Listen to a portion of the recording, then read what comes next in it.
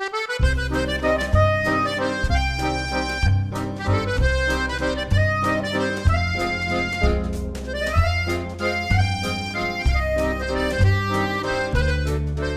voudrais, puisque le disque n'est pas là, vous dire un petit mot dessus.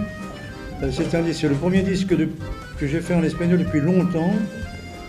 Les textes ont été entièrement traduits par un auteur de chez vous ici, qui s'appelle Luis Escolar, et merveilleusement traduit. Comme j'avais d'habitude d'avoir de bons auteurs, je n'avais pas fait de disque en attendant qu'il y ait l'auteur adéquat pour traduire les chansons.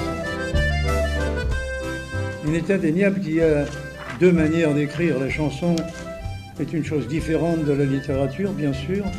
La preuve en est que très peu d'écrivains peuvent écrire des chansons, je crois même très très peu, et très peu de chanteurs peuvent même écrire la moitié de leur biographie, mais heureusement il y a des nègres. Le titre n'a rien à voir avec mon père. C'est simplement l'histoire d'un enfant qui a un père qui est un géant de taille. Et je me mets un peu à la place de l'un et de l'autre pour écrire ma petite nouvelle.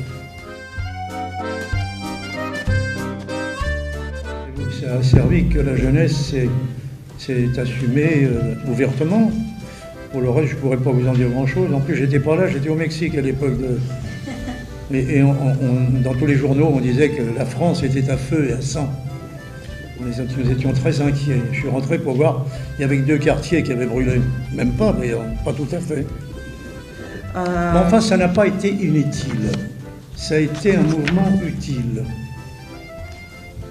Donc ça n'a pas tenu parce que les syndicats se sont rendus compte que la jeunesse leur prenait tout, alors ils n'ont pas voulu continuer. C'est ça la vérité. Ouais. Merci à vous tous.